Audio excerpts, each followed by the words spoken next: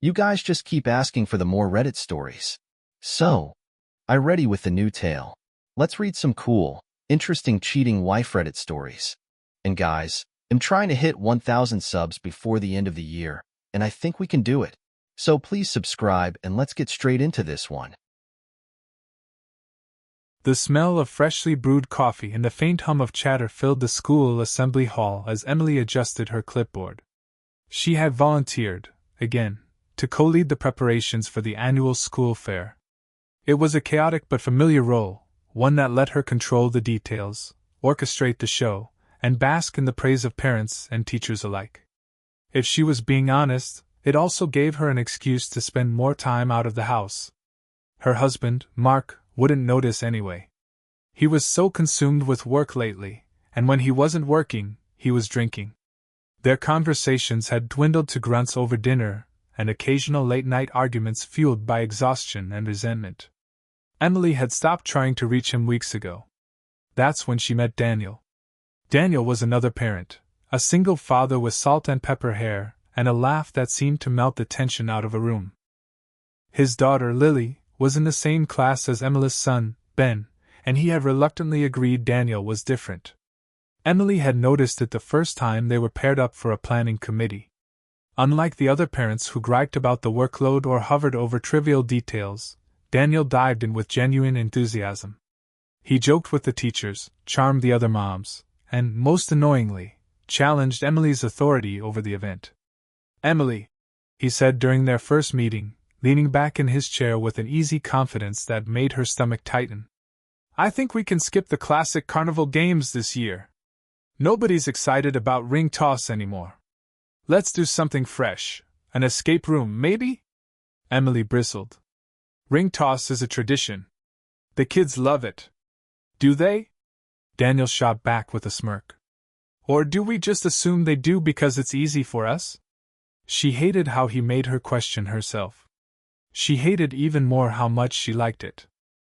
Over the next few weeks, Emily and Daniel found themselves working late into the evening, perfecting plans for the fair. Rehearsals for the student matinee performances gave them an excuse to meet in quiet corners of the school after hours. Empty classrooms turned into makeshift workspaces, and their conversations began to drift beyond logistics. "Why did you volunteer for this, anyway?" Emily asked one evening as they sat side by side at a long desk, reviewing schedules. The fluorescent lights buzzed faintly above them. Daniel glanced at her. "To be honest? It's something to do. Lily's mom and I split up a couple of years ago, and I'm still figuring out this whole single dad thing. This keeps me sane."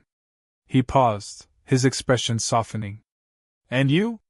You seem like you've got everything under control, but I'm guessing that's just the surface." Emily hesitated, caught off guard by his perceptiveness. "It's complicated," she admitted finally. "Mark and we're in a rough patch. He's busy. I'm busy. Sometimes it feels like we're just roommates who share a kid." Daniel's gaze lingered on her, warm and understanding. "That's tough," he said simply, his voice low. "You deserve better than that." The words hung in the air between them. Emily's chest tightened, and she quickly changed the subject. But the seed had been planted. One evening, after a particularly late rehearsal, Daniel walked Emily to her car in the deserted school parking lot. The air was crisp, the smell of autumn leaves hanging heavy. As they reached her car, he turned to her, hands in his pockets, his smile softer than usual. "You're amazing, you know that?" he said. Emily felt her cheeks flush. "I'm really not." "You are," Daniel insisted, stepping closer. "I've seen how much you care about this, about the kids, about making everything perfect. It's inspiring." Before she could stop herself, Emily smiled back, her heart fluttering in a way it hadn't in years. She knew she should say goodnight and get in the car, but she didn't move. Daniel's eyes locked onto hers. The moment stretched, electric and undeniable. Then, as if pulled by an invisible force, he leaned in and kissed her. It was brief, soft, but it sent a shockwave through Emily's entire body. She pulled back, her breath hitching. "Daniel, I'm sorry," he said quickly, stepping back. That was inappropriate. But it hadn't felt inappropriate. It had felt thrilling, intoxicating, and utterly wrong. I have to go, she muttered, fumbling for her keys. Her hands trembled as she started the car and drove away, her mind spinning. That night, as she lay in bed next to her snoring husband, Emily couldn't stop replaying the kiss in her mind. It was a line she never thought she'd cross, and yet she didn't regret it. Not entirely. She knew she was in trouble.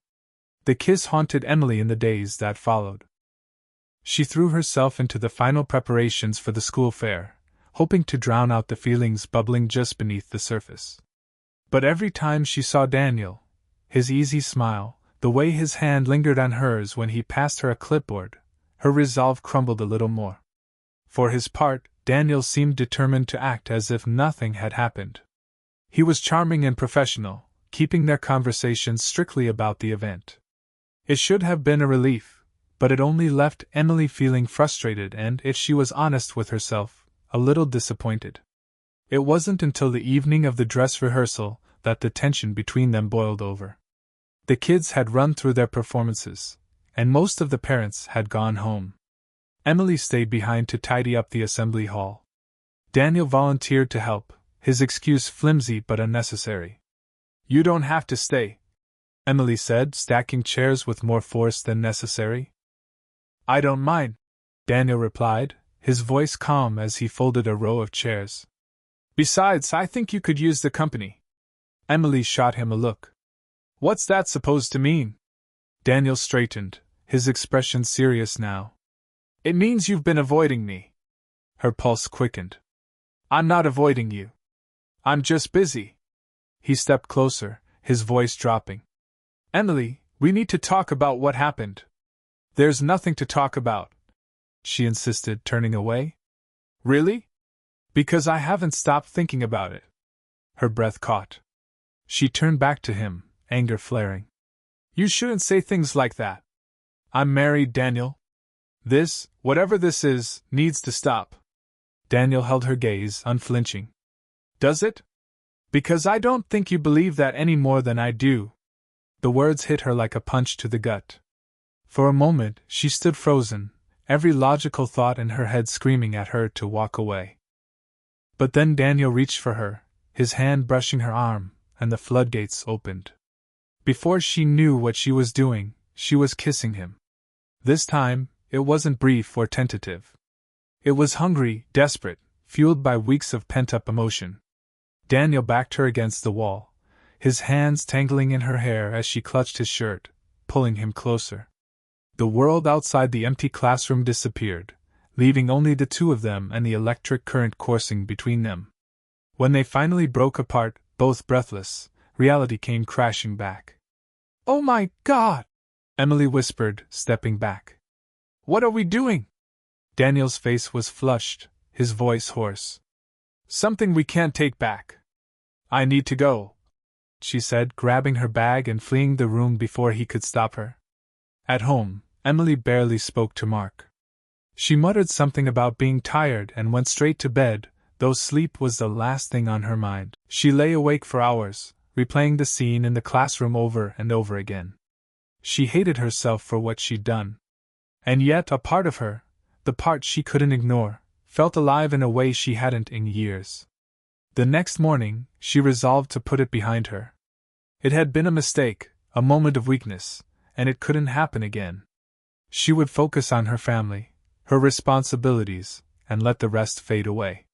But when she saw Daniel at the fairgrounds that afternoon, his eyes meeting hers with a look that sent a shiver down her spine, she knew it wasn't going to be that simple.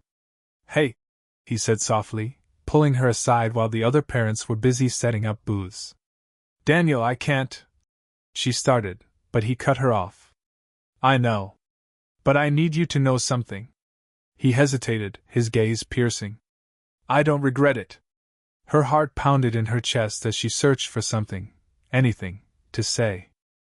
But before she could respond, another parent called out to them, and the moment was broken. Emily spent the rest of the day in a daze, torn between guilt and the undeniable pull she felt toward Daniel. She told herself again and again that it had to end. But deep down, she knew it was already too late. The school fair arrived with all the chaos Emily had expected, and then some. Parents rushed to set up booths, kids darted around in excitement, and teachers frantically tried to maintain order.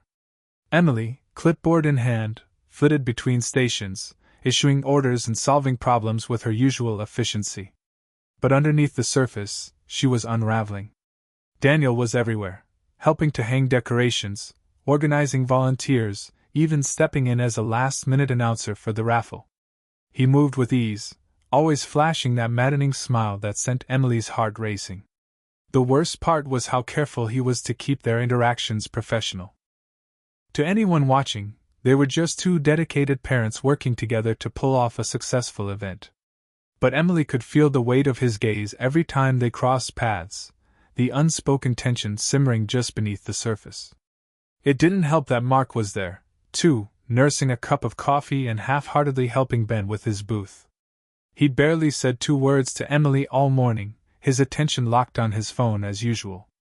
The sight of him, distant, indifferent, only sharpened the guilt twisting in her gut. She tried to focus on the tasks at hand, but her mind kept drifting back to Daniel. The way he looked at her during rehearsals, the feel of his hands on her, the heat of his lips against hers. She hated herself for it, but she couldn't stop. The fair wrapped up with a student performance in the assembly hall. Parents and kids packed into the rows of folding chairs, cheering and clapping as the students took the stage. Emily sat with Mark and Ben, trying to ignore the fact that Daniel was just a few rows behind them. When the final applause faded and the crowd began to disperse, Emily busied herself collecting programs and tidying up. Most of the parents had left, but Daniel lingered, helping a group of kids gather their props. As the last of the stragglers filed out, Emily found herself alone with him in the dimly lit assembly hall. "Good job today," Daniel said, his voice low as he approached her. "You too," she replied, avoiding his gaze. He stepped closer, his presence overwhelming. "Emily, can we talk?" She shook her head, panic rising in her chest. "Not here. Someone might see." "Then where?" he asked, his tone insistent. "You can't just pretend nothing's happening between us." Emily opened her mouth to protest, but the words died on her lips. He was right. As much as she wanted to deny it, she couldn't. After a long pause, she said quietly, "The classroom." 5 minutes. The empty classroom was bathed in the soft glow of the streetlights outside. Emily stood by the window, arms crossed, her heart pounding as she waited for Daniel to arrive. When he stepped inside and closed the door behind him, the air between them crackled with tension. "This has to stop," Emily said, her voice trembling. "Does it?" Daniel challenged, stepping closer. "Or are you just afraid of what it means?" "It means I'm a terrible person," she shot back, tears stinging her eyes. "I have a husband, Daniel. A family. This isn't who I am." Daniel reached for her, his hand brushing her arm. "Emily, you deserve to be happy. When was the last time you felt that with him? Really felt it?" She hesitated, his words cutting deeper than she wanted to admit. The truth was, she couldn't remember the last time Mark had made her feel anything but invisible. "I can't do this," she whispered, shaking her head. But Daniel wasn't giving up. He cupped her face in his hands, forcing her to meet his gaze. "You already are, Emily. You're just too scared to admit it." His lips were on hers before she could respond, and this time, Emily didn't pull away. Instead, she melted into Daniel's kiss, her defenses crumbling as her emotions took over. His hands slid to her waist, pulling her closer, and for a moment, the rest of the world ceased to exist. The guilt, the fear, the consequences, all of it faded into the background, leaving only the heady rush of being wanted. When they finally broke apart, both of them were breathless. Emily pressed her fingertips to her lips, as if trying to contain the storm swirling inside her. "This is wrong," she said, her voice barely above a whisper. Daniel stepped back, his expression serious but tender. "Maybe it is. But that doesn't mean it isn't real. She wanted to argue, to tell him he was wrong, but she couldn't. Because he wasn't. The sound of a door creaking down the hallway jolted them both out of the moment. Emily stepped back, her heart racing. "We can't do this here," she said, glancing toward the door. Daniel nodded, but his eyes didn't leave hers. "Meet me tomorrow," he said, his voice firm. "Away from here. Somewhere we can talk. Please." Emily hesitated, torn between the desire to see him again and the weight of her own guilt. Finally, she nodded. "Okay. Tomorrow." At home that night, Emily sat alone in the living room, staring at the darkened television screen. Mark had gone to bed hours ago, his routine so predictable it was almost comical. She couldn't remember the last time they'd stayed up talking or laughed together over something silly. The silence was deafening. Her mind raced as she thought about Daniel, his touch, his words, the way he made her feel alive. She hated herself for wanting more, but she couldn't deny that she did. The next morning, Emily made up an excuse about errands and left the house early. She drove to a quiet park on the edge of town, her heart pounding as she pulled into the lot and saw Daniel's car already there. He was waiting for her on a secluded bench near the edge of the woods. When she approached, he stood, his expression unreadable. "Thank you for coming," he said, his voice soft.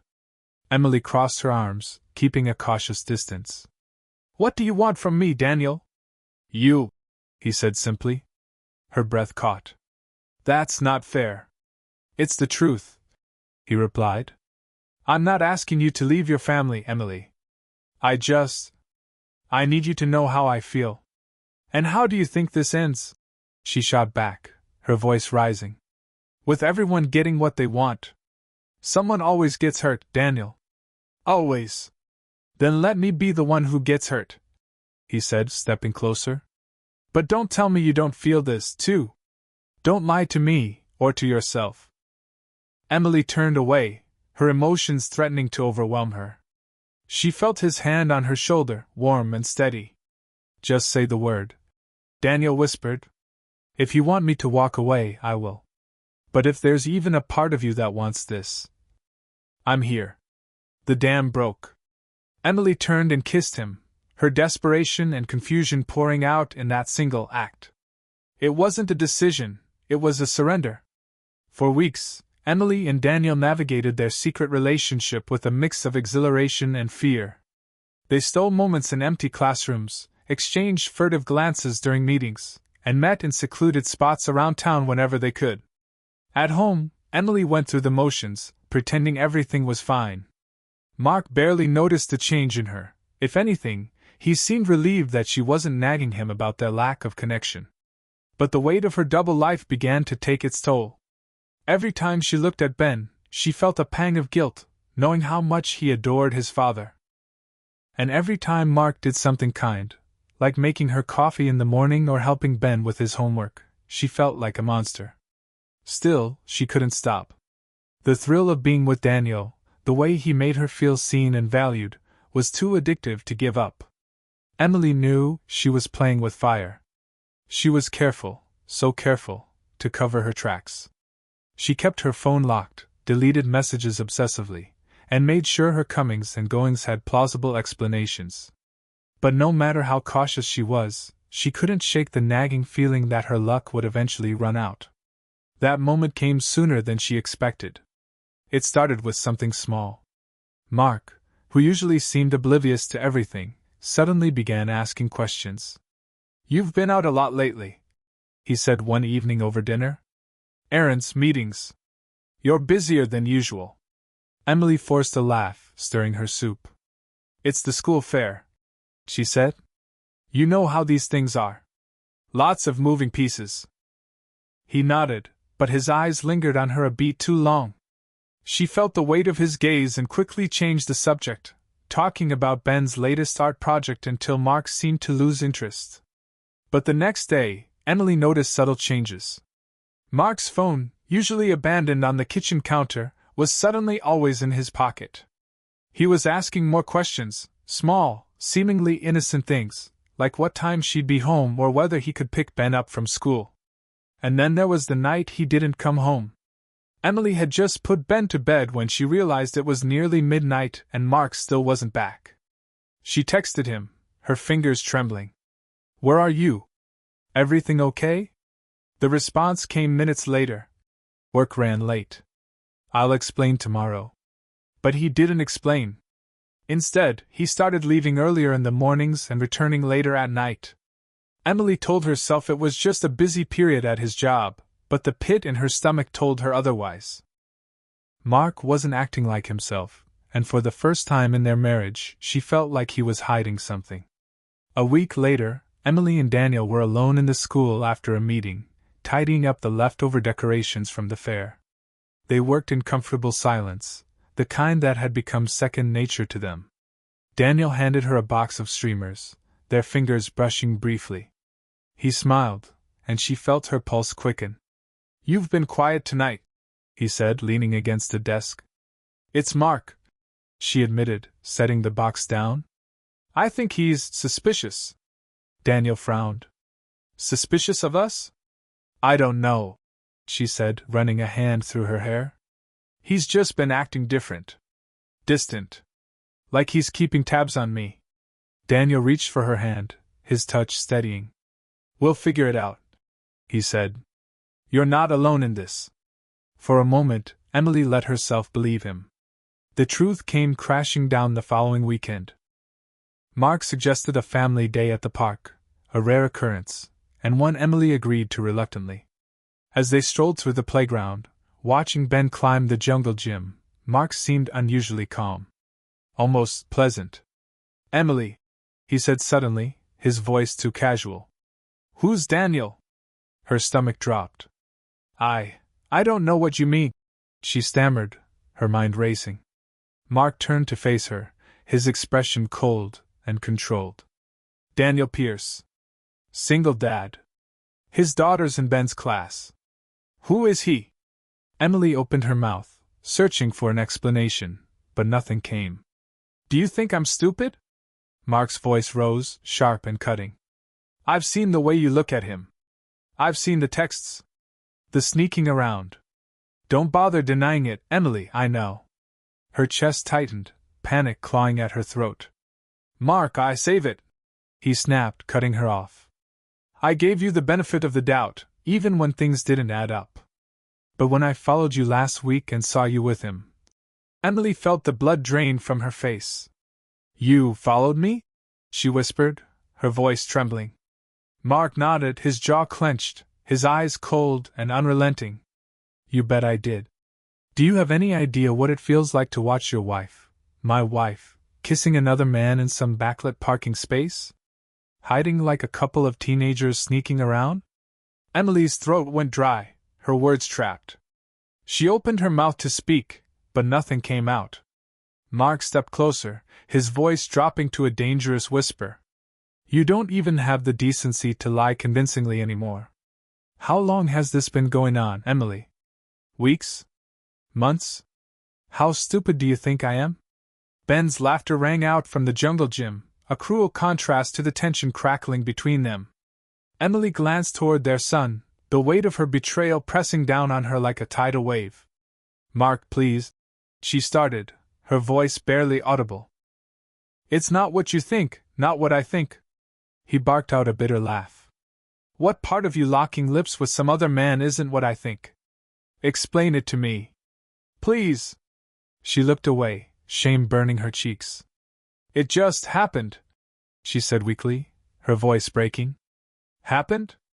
Mark spat, his anger spilling over. "You don't trip and fall into an affair, Emily. You made a choice." Over and over again. Tears streamed down her face as she clutched at his arm. "I didn't mean for it to get this far," she sobbed. "I'm sorry, Mark. I swear don't you dare," he growled, pulling away from her grasp. "Don't you dare try to apologize like it's going to fix this. You think sorry is enough after you've destroyed everything we built together? You've ruined us, Emily. For what? Some guy who makes you feel special?" Emily wiped at her face, her voice cracking. You don't understand how lonely I've been, Mark. You're never here. You don't even look at me anymore. Don't you put this on me. He roared, his fury raw and unfiltered. You think I don't work my ass off to keep this family afloat? That I don't notice how ungrateful you are for everything I do? God forbid I'm too tired to be your damn cheerleader when I'm breaking my back for you. For Ben. Mom? Dad? Both of them froze at the sound of Ben's small, trembling voice. Their son stood a few feet away, his wide eyes filled with confusion and fear. Are you fighting? He asked, his voice barely above a whisper. Emily felt her heart shatter. She rushed to kneel in front of him, her tears falling freely. No, baby, she said quickly, forcing a shaky smile. We're just talking. Everything's okay. Mark said nothing, his face a mask of barely restrained rage. The ride home from the park was suffocatingly quiet. Ben sat in the back seat, fiddling with a toy car, his little face pinched with worry. Emily kept stealing glances at Mark, whose knuckles were white against the steering wheel. His silence was more terrifying than his earlier outburst. When they pulled into the driveway, Mark killed the engine and turned to Ben, his voice unusually calm. Why don't you go inside and play for a bit, buddy? Mommy and I need to talk. Ben hesitated, glancing nervously between them. Are you still mad? Emily forced a smile, her stomach twisting. No, sweetie. Everything's fine. Go on, champ, Mark added, his tone tight. Ben climbed out of the car and ran inside. The moment the front door closed, Mark turned to Emily, his expression a storm of rage and disbelief. Get out, he said coldly. What? Emily stammered, her heart pounding. I said, get out of the car, he repeated, his voice low and lethal. Emily obeyed, her legs shaky as she stepped onto the driveway. Mark followed, slamming the car door behind him. You're going to tell me everything, he demanded, his voice trembling with suppressed fury. Every single detail. How long has this been going on? Where did it start? And how the hell did you think you could get away with it? Emily wrapped her arms around herself, her tears flowing freely. Mark, please. Can we just answer me? He shouted, his voice echoing through the quiet neighborhood. Emily flinched, her words spilling out in a desperate rush. A few weeks after the fair started. We were spending so much time together, and I didn't mean for it to happen, I swear. It was just... I felt so invisible, Mark. Like you didn't care anymore. He made me feel alive. Alive? Mark sneered, his voice dripping with contempt. You destroyed our marriage for a cheap thrill? For some guy who doesn't give a damn about you. It wasn't like that, she protested weakly. Then what was it like? He shot back, his eyes blazing. Do you love him, Emily? Are you planning to leave me for him? Because God knows I won't stand in your way. Emily shook her head, sobbing. No. I don't love him. I don't want to leave. You just what? Needed a little excitement? Someone to stroke your ego? Mark's voice cracked, his anger giving way to raw pain. Do you have any idea what you've done? To me? To Ben? She reached for him, but he stepped back, his face twisting with disgust.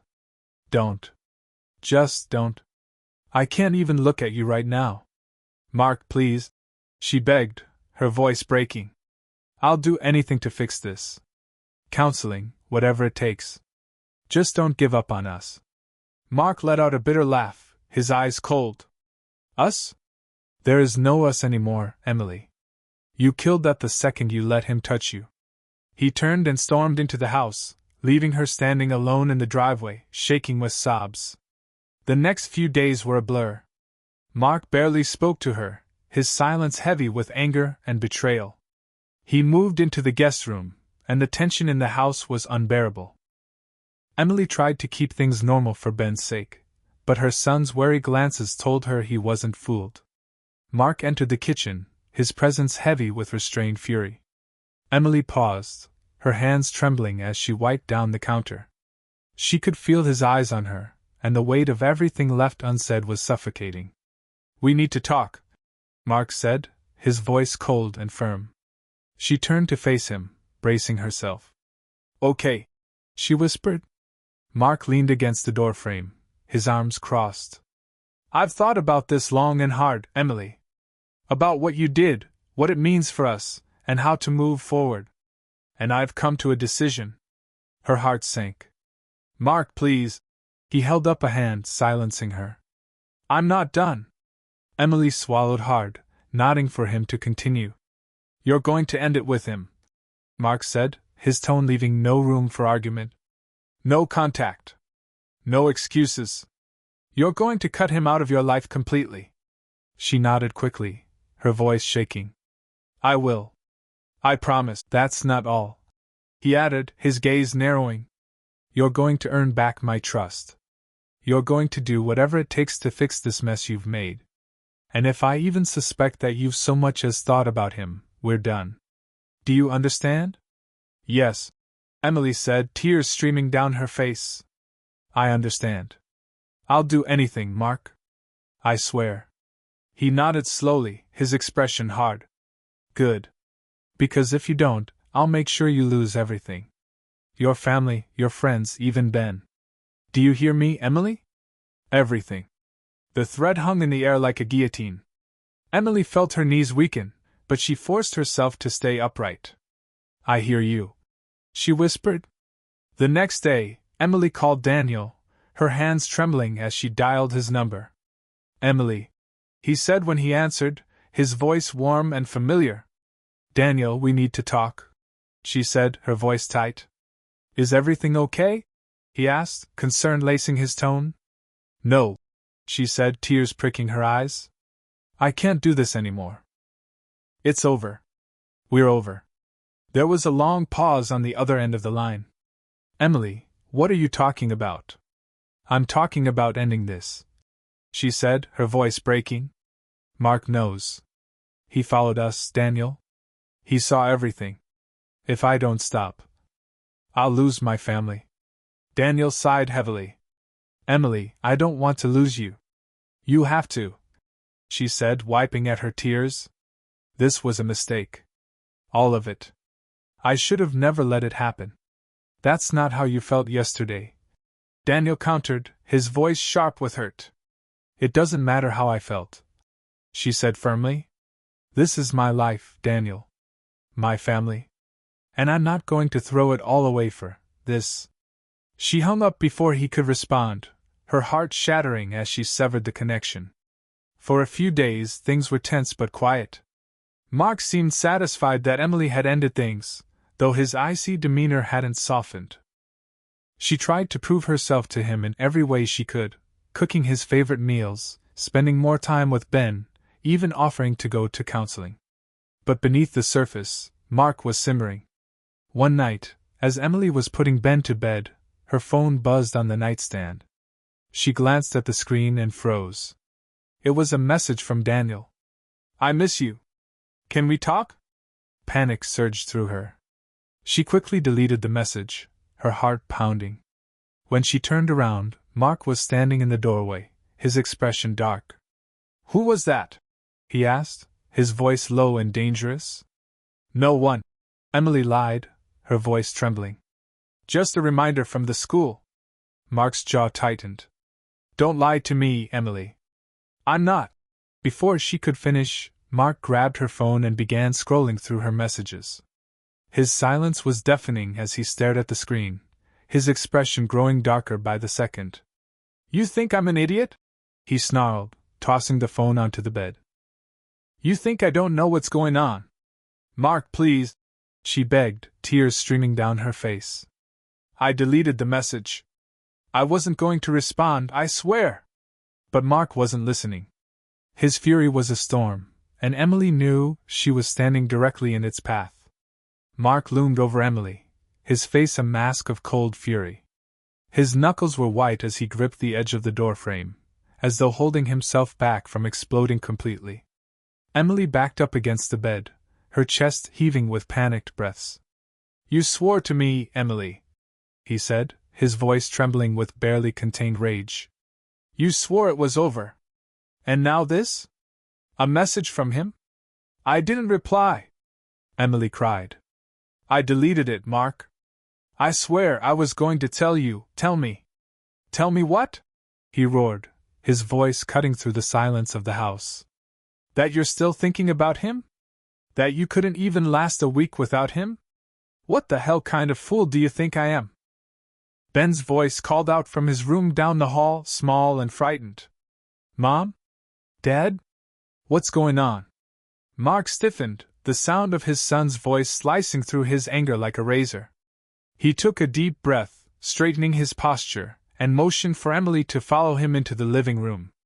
Let's finish this, he said coldly, his voice now eerily calm.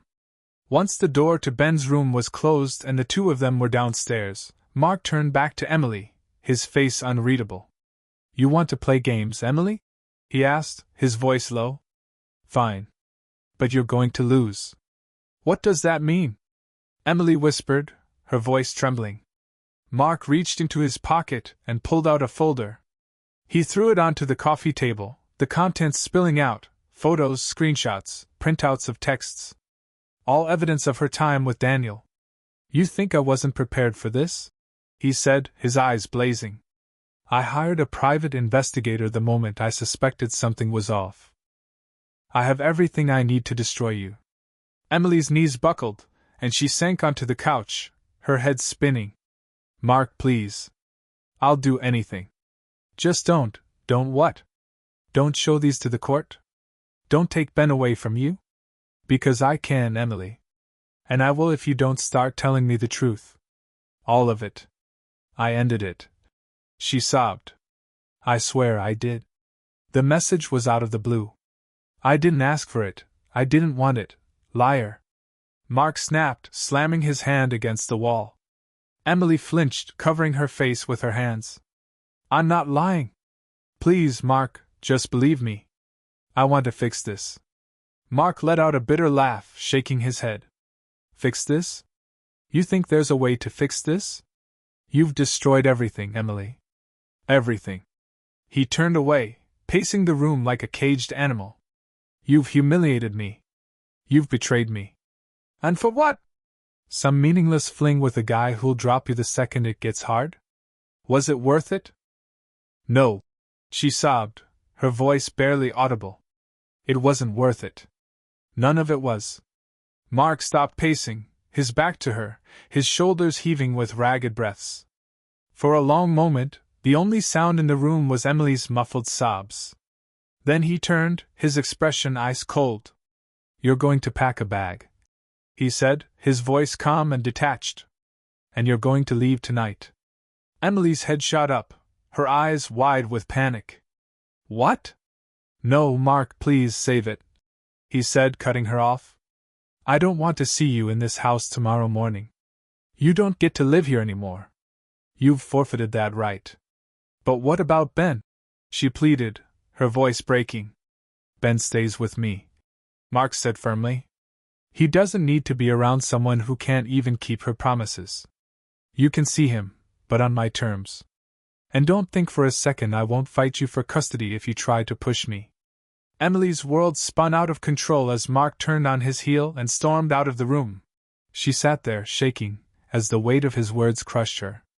Her life was crumbling around her, and there was nothing she could do to stop it. Emily sat frozen on the couch, staring at the folder of damning evidence Mark had left on the coffee table. The photos, the texts, every secret she thought she had buried stared back at her, undeniable proof of her betrayal. Her mind raced, searching for a way out, but every path led back to the same grim conclusion. Mark had her cornered. Upstairs, she could hear Ben's faint cries through the closed door of his room. The sound twisted a knife in her heart, but she didn't dare go to him. Not now, not with Mark's words still echoing in her ears. She forced herself to her feet, her legs trembling, and began packing a bag. She moved like a ghost, numb and detached, stuffing clothes into the suitcase she usually used for family vacations. The irony wasn't lost on her. By the time she zipped the bag shut, it was nearly midnight. Emily lingered in the hallway outside Ben's room, her hand hovering over the doorknob. She wanted to see him, to explain, to reassure him that everything would be okay. But deep down, she knew she couldn't. "Mommy?" The small voice behind her made her flinch. She turned to see Ben standing in his pajamas, clutching his stuffed bear. His face was streaked with tears. "Where are you going?" he asked, his voice trembling. Emily knelt down, pulling him into a tight hug. "I have to go away for a little while, sweetheart," she said, her voice breaking. "But I'll see you soon. I promise." "Why?" Ben's voice cracked as he clung to her. "Is it because you and Daddy were fighting?" Emily fought back a sob, stroking his hair. "It's just something Mommy and Daddy need to figure out, okay? But I love you so much. Don't ever forget that." Ben buried his face in her shoulder, his little body shaking. "I don't want you to go." She held him tighter, her tears falling silently. "I don't want to go either, baby." Emily left the house under cover of darkness, her suitcase rolling noisily down the driveway. She glanced back at the home she had built with Mark, the life she had once cherished, and felt the crushing weight of loss settle over her. She spent the night at a motel on the edge of town, the room cold and sterile. The bed felt like a slab of concrete beneath her, and sleep was impossible. She stared at the ceiling, replaying every moment that had led her to this point. By morning, she was a wreck. Her phone buzzed with messages, mostly from Mark, curt and businesslike, outlining the terms of their new arrangement. Visitation schedules, legal proceedings, logistical details. His tone was devoid of emotion, as if she were already a stranger. But one message stood out. It wasn't from Mark. It was from Daniel. "I'm here if you need me." Emily stared at the message, her emotions a chaotic tangle of guilt, longing, and despair. She didn't reply. The next few weeks passed in a haze of court dates, awkward exchanges with Mark during visitation handovers, and endless questions from friends and family. Emily moved into a small, sparsely furnished apartment on the other side of town, her new reality a stark contrast to the life she had once known. She tried to focus on rebuilding, but the emptiness was suffocating. The nights were the worst, filled with deafening silence and the constant ache of missing Ben. One evening, she found herself scrolling through her phone, her thumb hovering over Daniel's number. Against her better judgment, she hit call. He answered on the first ring. "Emily?" She didn't speak at first, her throat tight. But the sound of his voice, steady, familiar, brought tears to her eyes. "I can't do this," she whispered. "Where are you?" Daniel asked. They met at a quiet cafe, tucked away in the corner of town. Emily arrived first, sitting by the window and nursing a cup of coffee she couldn't bring herself to drink. When Daniel walked in, his eyes scanned the room before landing on her. He slid into the seat across from her, his expression a mix of concern and relief. "Are you okay?" "No," she admitted, her voice cracking. "I'm not okay. My life is a mess. Mark's taken everything, my home, my son. And it's all my fault." Daniel reached for her hand, his touch grounding her. "You don't have to go through this alone." "I can't do this," she repeated, her tears falling. "I can't be with you, Daniel. Not after everything that's happened." "Emily," he began, but she shook her head. "I made a mistake," she said firmly. "I let myself believe this was something real, but it's not. It's just an escape. And now I'm paying the price." Daniel's hand tightened around hers. "It is real. What we have, it's real. And I'm not giving up on you. You have to," she said, pulling her hand away. "Because I have to fix what's left of my life. For Ben. For myself." Daniel looked at her, his eyes filled with pain. "If that's what you need, I'll respect it. But I'll always be here for you, Emily. Always." She nodded, her heart breaking all over again. "Goodbye, Daniel." As she walked out of the cafe, she felt the weight of her choices pressing down on her. The road ahead was uncertain, and she was utterly alone. But for the first time in weeks, she felt a glimmer of hope. Maybe, just maybe, she could find a way to rebuild.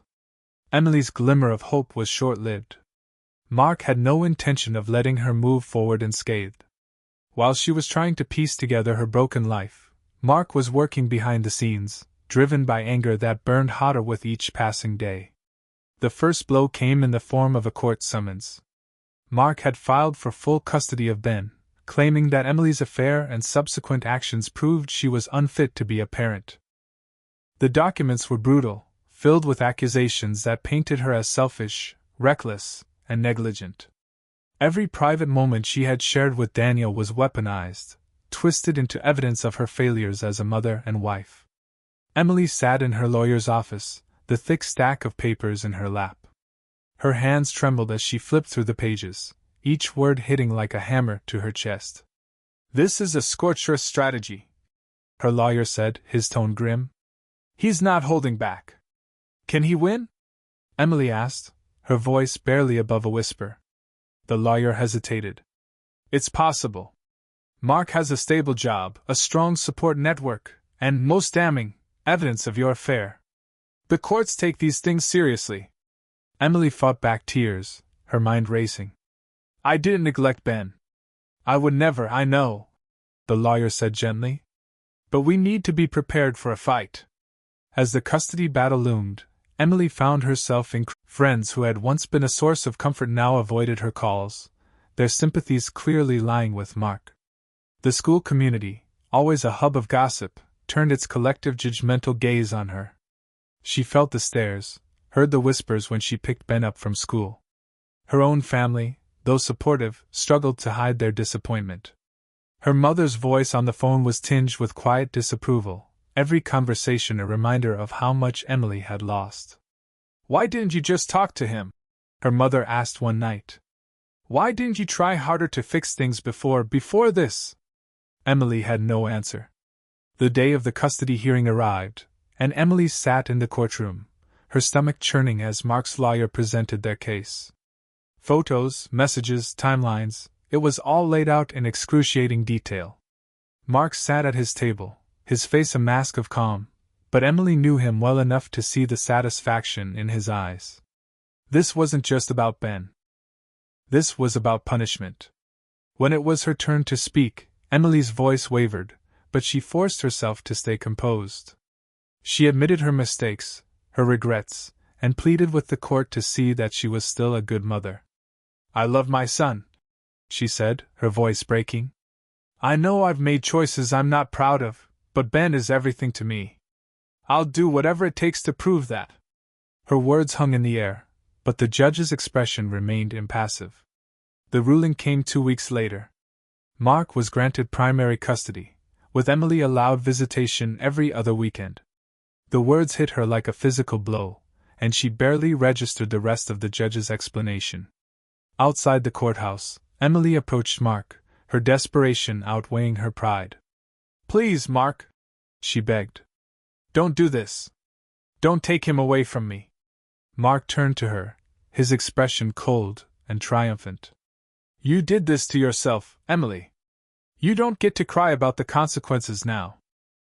In the weeks that followed, Emily's life unraveled further. Her apartment felt like a prison, its emptiness a constant reminder of everything she had lost. She spent her weekends with Ben trying to make things feel normal, but the strain was evident. Mark, meanwhile, thrived. He painted himself as the devoted single father, earning the admiration of their community. Even Ben, innocent and unaware of the depth of their conflict, began to idolize his father in a way that made Emily's heart ache.